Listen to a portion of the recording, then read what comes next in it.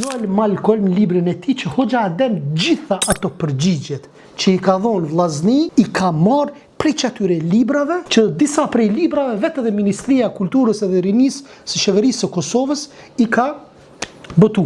Domethënë i ka financu botimin. Shiko çfarë thot Noel Malcolm për Pjetër Bogdanin. Nëse thot interesi i Pjetër Bogdanit, interesi i tij thot, i vetëm do të ishte çlirimi kombëtar në Fojza, po thot çlirimi kombëtar, se s'ka pas komb atëherë.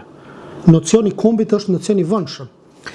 Thot nga fuqit perandorake pushtuese.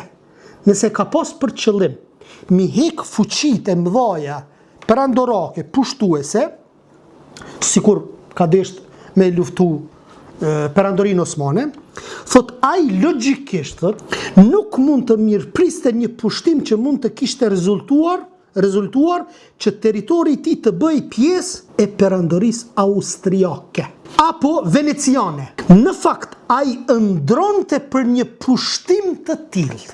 Kush e tha këto? Noel Malcolm.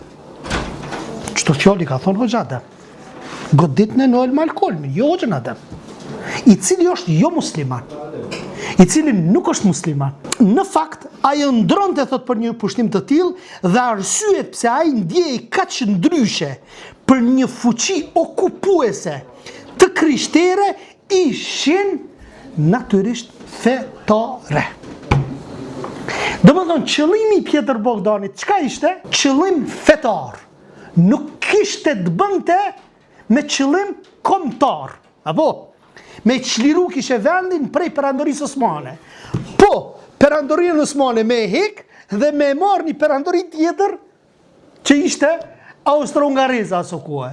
Por cili është qëllimi? Qëllimi ishte krishter. Thot qëndrimi negativ i Bogdanit ndaj Islamit nuk mund të ndahet nga konteksti i politik, por në të njëjtën kohë nuk mund të reduktohet vetëm në çështjet politike.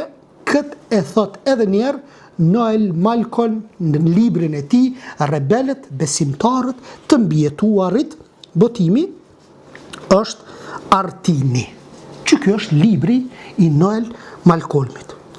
Mirë, hajde po dalim tek libri i Husamedin Feraj.